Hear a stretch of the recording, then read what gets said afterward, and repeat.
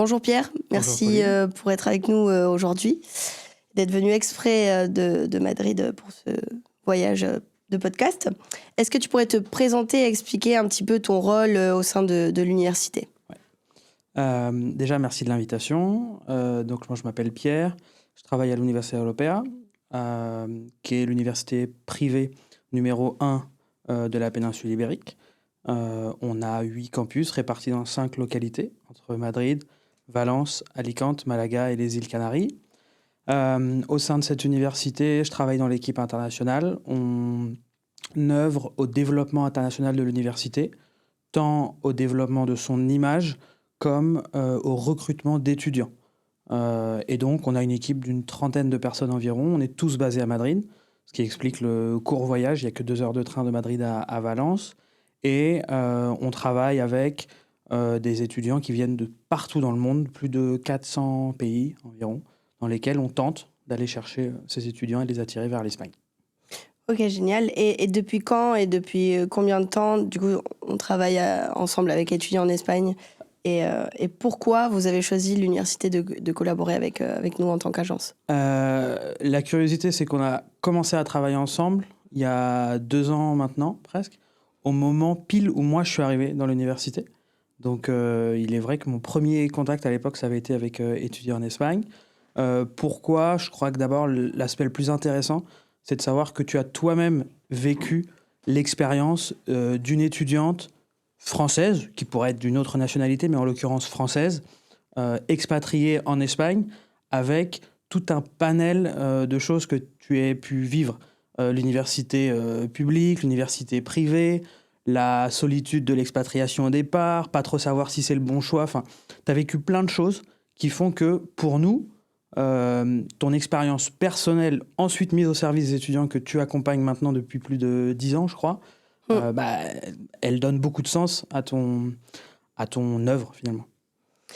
Ok. Et qu'est-ce que tu dirais qui différencie en fait l'agence qu'on a créée, donc étudiants en Espagne, des autres agences, des autres acteurs de votre université? Euh, il peut y avoir plusieurs éléments. D'abord, comme je viens de le mentionner, le fait que tu aies toi-même vécu l'expérience. Ensuite, le fait que tu vives directement en Espagne. Ça permet d'avoir beaucoup plus d'agilité et forcément je dirais, de facilité à organiser les choses sur place. Troisièmement, le fait que tu aies un réseau d'étudiants ambassadeurs très bien implanté, puisqu'au final, moi, je peux parler de l'université pendant 10 heures si je veux.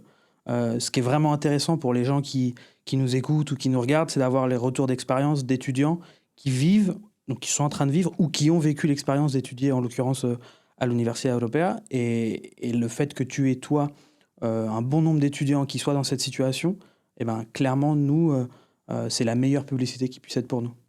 Parce qu'elle est surtout sincère. Hmm. C'est, les étudiants, ils vont faire un témoignage de ce qui se passe bien, mais de ce qui se passe aussi peut-être un peu moins bien à certains niveaux. Personne n'est parfait, aucune organisation n'est parfaite. Et donc le fait que tu aies ces contacts-là, en toute transparence, c'est le plus précieux pour nous. Donc il y a beaucoup de parents aussi qui nous demandent donc quel est l'intérêt, par exemple, pour une université privée telle que l'UE, de travailler avec des agences et de travailler, par exemple, avec nous comme étudiants en Espagne. Donc, ça revient un peu au même, mais pour Hum, expliquer plus en profondeur aux parents, par exemple, qui posent souvent cette question. D'abord, il y a une première, entre guillemets, présélection qui est faite et une première préorientation qui est faite. L'étudiant qui s'adresse directement à nous, de par notre structure, il va obligatoirement devoir s'adresser à un campus. Donc, il va devoir obligatoirement toquer à Madrid ou à Valence ou à Alicante. S'il contacte étudier en Espagne, par exemple, toi, sur l'analyse de son dossier, que ce soit son bulletin ou ses appétences, par exemple, j'ai une bêtise, une maison de vacances de famille à Alicante, donc je voudrais aller à Alicante, ou bien j'ai des notes qui sont un petit peu juste pour intégrer le cursus dentaire en anglais à Madrid, bah toi, tu vas savoir le guider et l'orienter et ne pas nous faire perdre de temps concernant cet étudiant, mais ne pas lui faire perdre de temps surtout et avoir les bons conseils. Et ensuite, pour les étudiants qui arrivent en cours d'année, c'est aussi important que toi, tu puisses lui dire, d'après les infos que nous, on te fait remonter à toi et ton équipe, que par exemple le cursus de Madrid est complet, donc il faut plutôt s'orienter vers Malaga, ou inversement, que Malaga est complet et que donc les Canaries, c'est une opportunité, etc., etc. Ok, génial. Et comment tu visualises, par exemple, le suivi qu'on donne à nos étudiants par rapport à d'autres, par exemple, qui pourraient venir d'autres parts? Les retours qu'on a, c'est que les étudiants qui sont orientés par les agents avec lesquels on travaille, généralement, ils sont mieux préparés, mieux structurés dans leur démarche, leur candidature est plus carrée, entre guillemets. Ils savent, par exemple, à quel document il faut donner plus ou moins d'importance dans l'admission. Ils connaissent d'avance les critères d'admission. Ils savent vers où se diriger. Et ça, pour nous, c'est un gain de temps, c'est un gain de qualité, forcément. Et puis surtout, ça nous permet d'avoir un suivi de ces étudiants qu'on n'est pas aujourd'hui en mesure de donner. On ne peut pas, nous, en tant que simple université, accompagner un étudiant de la première prise de contact où il n'a même pas encore forcément l'idée de son projet. Et cette première prise de contact, elle peut parfois se faire dans le cas d'étudiants français ou qui soient dans un système scolaire francophone, en seconde, en première, voire même avant, jusqu'à son arrivée sur le campus. Et donc, les agents avec lesquels on travaille, étudiants en Espagne particulièrement, nous proposent ce système-là, nous proposent cet accompagnement de « Ok, ton admission, elle se fera dans 1 an, donc je te recommande peut-être, je dis peut-être une bêtise, mais de prendre cette spécie ou cette spé-là. Ça y est, t'es admis. Voilà comment se passe l'inscription. Ça y est, t'es inscrit. Voilà comment faire la démarche d'équivalence de ton diplôme français. Ça y est, t'es inscrit, l'équivalence est faite. Bah, moi, je te propose une journée d'accueil pour que tu puisses rencontrer les étudiants français qui passent aussi par étudier en Espagne. Et tout ça, nous, aujourd'hui, on y travaille, mais aujourd'hui, on n'est pas capable de l'apporter, nous, en tant que simple université. Donc, l'accompagnement global et complet que tu proposes, pour nous, c'est hyper riche. Ok. Bah, du coup, on voulait aussi te demander pourquoi est-il important pour un étudiant français d'être accompagné avant son arrivée. Mais du coup, c'est ce que tu viens de dire. On les accompagne aussi pour les journées de rencontre. Pas que. L'aspect accompagnement à l'admission aussi. Aujourd'hui, oui, j'ai des bonnes notes, mais par exemple, en espagnol, mon espagnol me fait défaut, donc je ne peux pas encore postuler. Et bien là, nos agents, la plupart, dont étudiants en Espagne, vont pouvoir orienter vers des partenaires écoles de langue qui vont préparer au niveau linguistique demandé pour intégrer telle ou telle formation, parce qu'on demande systématiquement un B2. Ça, c'est important de le rappeler aussi. Oui, on vient étudier en Espagne. Oui, on a beaucoup d'étudiants français, mais l'aspect linguistique, il est très important. Tu vas accompagner là-dessus. Tu vas aussi accompagner sur l'aspect logement, sur l'aspect équivalence. Tout ce service-là, en fait, c'est un package complet qui justifie le fait que les étudiants venant d'un agent, aujourd'hui, ne payent pas les frais d'admission qu'un étudiant qui toquerait directement à la porte de l'UE paierait, et qui sont de 150 € en l'occurrence. Donc pour nous, c'est aussi une façon de renvoyer l'ascenseur et de dire « tu nous aides, oui, eh bien on va aussi inciter à ce que les étudiants passent par toi et faciliter la démarche. » Parfait. Et selon toi qui vis d'ailleurs sur le terrain à Madrid, au campus de Villaviciosa, comment... Je vis pas toujours sur le campus non plus, hein, mais je vis à Madrid en effet. En grande majorité. Comment tu vois ces élèves, comment tu sens qu'ils s'intègrent? Est-ce que tu les vois en communauté uniquement française, ou qu'est-ce que tu aurais comme conseil à donner pour les prochains étudiants s'ils nous écoutent? Ils s'intègrent bien, parfois trop bien, dans le sens où on est très bien identifié aujourd'hui sur ce qu'on appelle le marché francophone.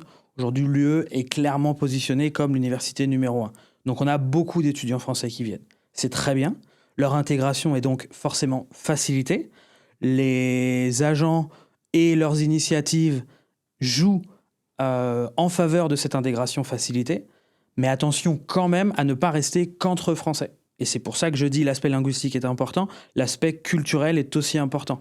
Venir vivre en Espagne et venir étudier en Espagne, c'est pas reproduire un schéma de vie français dans un pays limitrophe. Certes, c'est proche géographiquement, mais c'est aussi accepter d'aller vers les autres, d'aller vers les Espagnols, qui sont globalement plutôt ouverts Parce qu'on dit souvent, les Espagnols, ils aiment pas trop les Français. Moi, je dirais pas ça. Je dirais que les Espagnols, ils aiment qu'on s'intéresse à leur culture quand on vient vivre dans leur pays. De la même manière qu'un Français apprécie qu'on s'intéresse à sa culture quand un étranger vient vivre en France.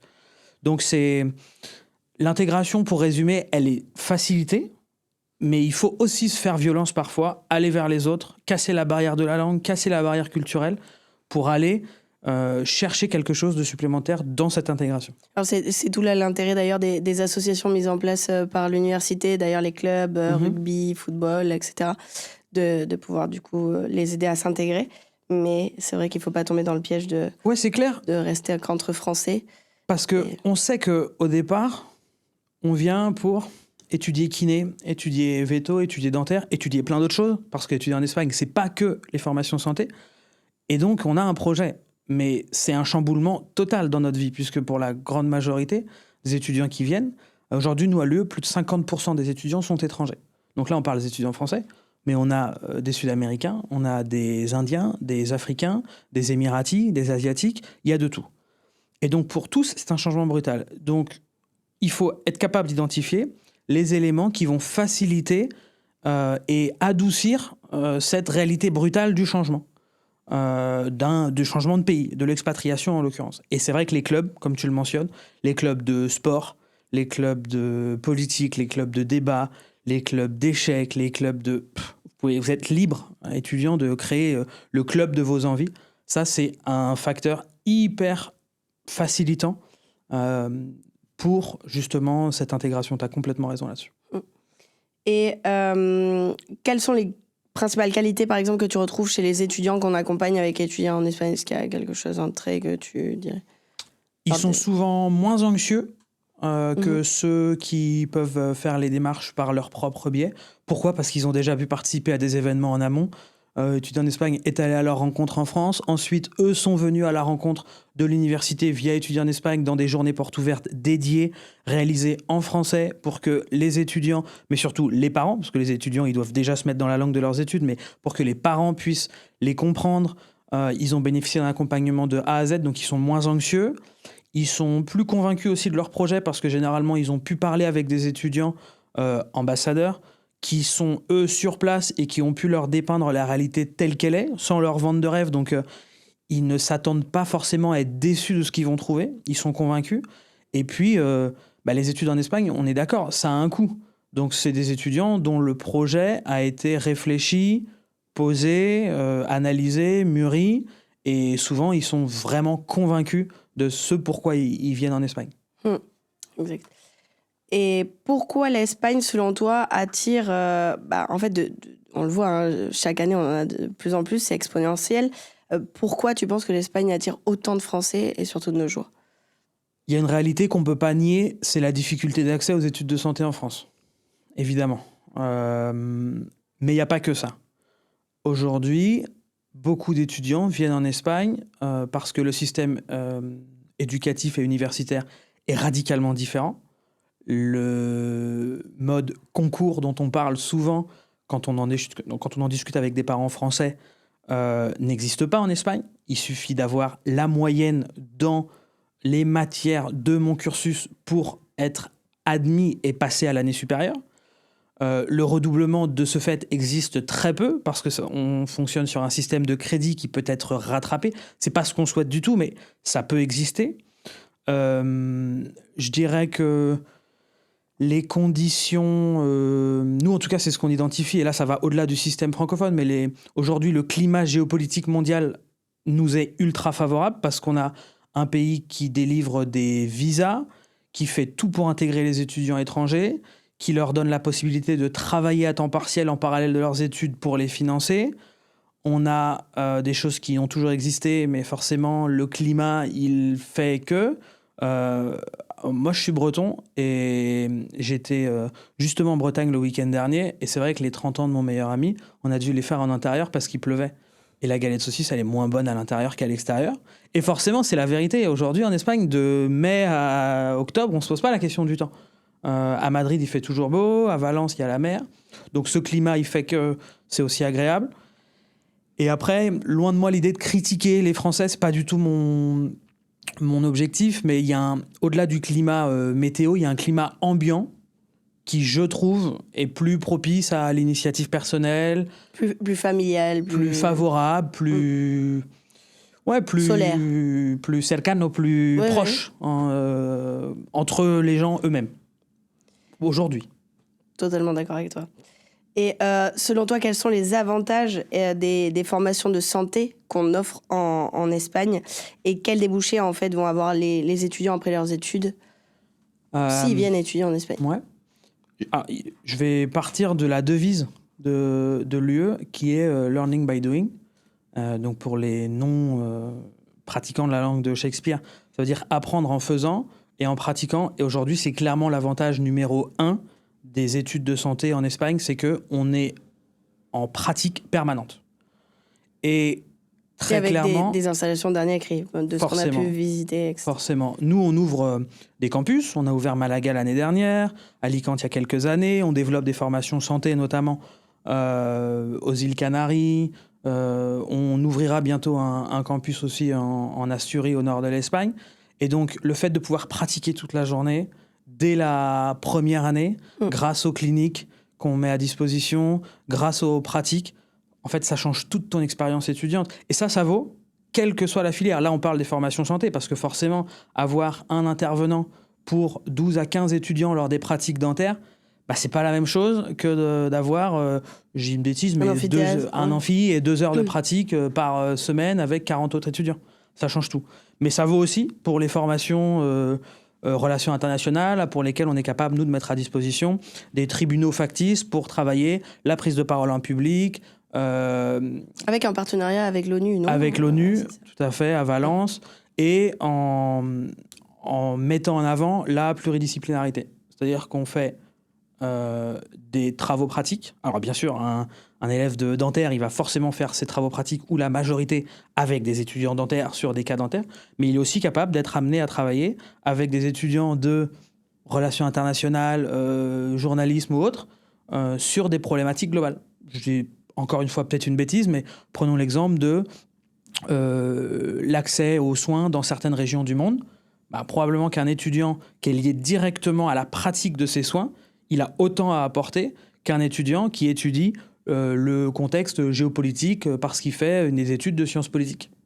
Et ça, on essaye de faire travailler ces étudiants-là ensemble, dans la mesure du possible, dans bien sûr des dimensions relatives. La pratique majeure, elle reste liée à mon domaine d'études, mais en fait, on ouvre complètement les cursus à ces pluridisciplinarités. Ok, et quel message, en fait, toi, tu aimerais adresser, par exemple, aux parents qui hésitent encore, ou pourquoi recommander aussi de passer par notre organisme, ou pourquoi avoir très clair de comment rentrer dans l'école à travers nous, par exemple, par rapport à un élève qui est perdu, qui vient d'être refusé sur Parcoursup, par exemple. Il est vrai que Parcoursup, chaque année, ça génère des crises de panique dans beaucoup de foyers français, ça on en est conscient. Pourquoi passer par un agent comme étudiant en Espagne ? Globalement parce qu'il y a un accompagnement de A à Z. 2, parce qu'il y a une orientation qui est clairement donnée, un service d'orientation, un service de conseil qui est basé sur le profil de l'étudiant et les infos qui sont remontées de l'université. Aujourd'hui, toi comme ton équipe, vous avez un contact direct à l'université. En l'occurrence, je suis ce contact. Et moi, je vous fais remonter les infos. Attention, on a des places. Là, les places sont peu nombreuses dans ce campus-là. Donc, accélérez si vous avez vraiment des étudiants qui sont intéressés. Au contraire, on a des places qui se sont libérées dans tel campus. Est-ce que certains de vos étudiants seraient intéressés pour transférer leur dossier, etc. Ça, c'est clairement l'avantage. Il y a un avantage économique qui est celui de ne pas payer les 150 € de frais d'admission dont je parlais en début de prise de parole. Et qu'on restera pour l'instant totalement gratuit pour accompagner. Et puis surtout, et que vous êtes complètement gratuit. Donc, finalement, l'étudiant, il est 100% gagnant. À aucun moment, on lui demande de l'argent à aucun moment, l'agence ne lui demande de l'argent. Et surtout, il profite d'un accompagnement qui est gratuit et qui l'aide et qui facilite ses chances d'admission. Et c'est important de préciser pourquoi c'est gratuit. Pourquoi c'est gratuit ? Parce que nous, en toute transparence, on commissionne nos agents pour faire ce travail d'orientation. Donc nous, on n'a aucun problème à dire qu'on rémunère les agents qui font ce travail. Et c'est sur la base de cette rémunération que toi, tu es capable aujourd'hui d'offrir ce service gratuit. C'est pas... personne ne vit d'amour et d'eau fraîche, ni l'université, ni toi, ni qui que ce soit. Et aujourd'hui, on a des accords qui font que pour les étudiants, c'est gratuit. Et toi, tu peux continuer à en vivre sans problème. Totalement. Et après, bon, il y a le côté personnel aussi qui fait qu'on laissera gratuit l'accompagnement, tout simplement parce que nous, on est un groupe d'anciens étudiants qui sont également passés par là et qu'on aurait adoré que ça soit gratuit à l'époque.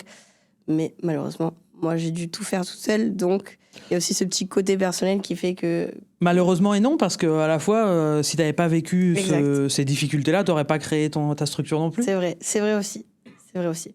Et du coup, dans les dernières questions que je vais te faire, donc, tu dirais... Ah oui, très important, une question qui revient énormément, surtout pour les parents.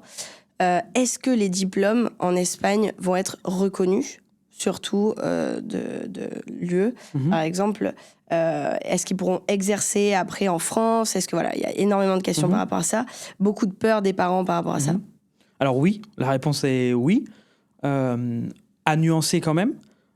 Oui, les diplômes sont reconnus. Pourquoi ? Parce que l'Espagne comme la France sont deux pays qui sont signataires des accords de Bologne et qui accréditent les diplômes qui sont délivrés par les universités reconnues par les ministères de l'éducation de ces pays-là via des crédits ECTS, qui sont des crédits européens d'enseignement. Donc oui, les diplômes sont valides en Espagne comme en France. En revanche, la nuance à apporter, elle est que selon le diplôme que je vais valider, je peux avoir à présenter un dossier devant une commission pour justifier de mes heures de stage et de mon diplôme pour être reconnu et autorisé à exercer dans le pays dans lequel je veux me diriger. Et en fait, on y revient. Aujourd'hui, toute l'université qu'elle est ne peut pas donner tout service à un étudiant. Je prends l'exemple de Inès avec qui tu travailles. Un étudiant qui est intéressé par la filière kiné, il va pouvoir lui poser la question directement et elle a elle-même vécu, donc Inès qui est, pour ceux qui ne le savent pas, une conseillère d'étudiants en Espagne, elle a elle-même vécu le dépôt de dossier où elle a dû justifier de ses heures de stage. Elle est diplômée de l'UE à Valence d'ailleurs, et elle a dû elle-même faire la démarche. Et tout ça, nous, on ne peut pas. Nous, les assesseurs de l'UE, ne peuvent pas faire tout ça. Donc, on y revient. Oui, c'est validé, à nuancer, en se faisant accompagner de la bonne manière. Exactement. Après, pour dentaire et vétérinaire, par exemple, 100% validé. Et toutes les autres filières, voilà, en général, mais toujours nous demander au cas où. Et aussi, des fois, certains veulent se présenter dans d'autres facultés. Il faut savoir qu'il y a d'autres facultés qui n'ont pas encore les certifications européennes. Donc, bien faire attention et toujours nous demander avant de... D'autres facultés, tu veux dire d'autres universités ? D'autres universités, exactement. Ouais, tout à fait. Nous, à l'UE, on est conscient que la majorité de nos étudiants est internationale. Donc, on travaille à ce que tous nos diplômes soient évidemment reconnus dans le plus de pays possible dans le monde.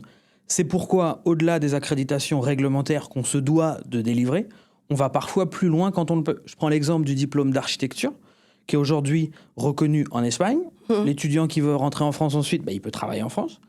Et l'étudiant, parce que beaucoup veulent le faire, qui veut travailler dans d'autres pays en tant qu'architecte, il est capable de le faire, notamment au Royaume-Uni, via une certification qui s'appelle la certification RIBA, pour Royaume-Uni, et une autre qui s'appelle la certification NAB pour travailler aux États-Unis et au Canada. Alors là, ça paraît un langage complètement inconnu, mais pour les étudiants qui veulent travailler dans le domaine de l'architecture, et c'est un exemple parmi tant d'autres, c'est ultra précieux. Et c'est quelque chose que l'UE développe le plus possible et a tendance à encourager le plus possible pour se positionner vraiment comme un pionnier de l'éducation supérieure, pas seulement privée, mais de l'éducation supérieure globale en Espagne. Et donc, pour terminer, une des dernières questions, même si on a pas mal répété, pourquoi faire confiance à étudier en Espagne? Et ensuite, 3 mots pour décrire notre collaboration. Alors, pourquoi faire confiance à étudier en Espagne ? 1, parce que tu as vécu l'expérience toi-même et tu sais de quoi tu parles. 2, parce que tu sais t'entourer des bonnes personnes, tant en tant que collaborateurs qui vont conseiller les étudiants que étudiants ambassadeurs qui vont répondre et décrire de manière transparente l'expérience qu'ils ont vécue. 3, parce que tu proposes un accompagnement global de la première discussion pré-inscription ou pré-admission jusqu'à l'installation sur place avec les prestations logement, équivalent une aide, etc. Et 4, parce que je dis vous pour toi et ton équipe, vous êtes ultra réactifs dans le conseil et la réponse que vous apportez aux étudiants et que c'est aujourd'hui un point majeur. Donc 3 mots, tu me demandais 3 mots pour décrire notre collaboration. Je dirais potentiel, parce qu'on est peut-être aujourd'hui qu'à 15 ou 20% de ce qu'on est en réalité capable de faire, connaissant ta force de travail et toute l'équipe qui travaille derrière. Agile, et ça c'est ultra important pour les étudiants parce qu'on est capable, toi comme nous, université, de s'adapter très rapidement aux demandes des étudiants, mais aussi à quelconque événement qu'on pourrait avoir à rencontrer. Organisé. Et un troisième, efficace, parce que quand on voit le nombre d'étudiants accompagnés qui grandit d'année en année, c'est qu'on doit bien travailler quand même à un moment. Un petit peu d'efficacité dans tout ça. Grâce à toi quand même, hein, Pierre. Pas que. Grâce à l'université de Robert. Mais écoute, en tout cas, merci beaucoup pour avoir été là et à répondre à toutes ces questions et d'être venu exprès depuis Madrid pour venir nous voir à Valence. Avec plaisir. Et voilà. Merci beaucoup.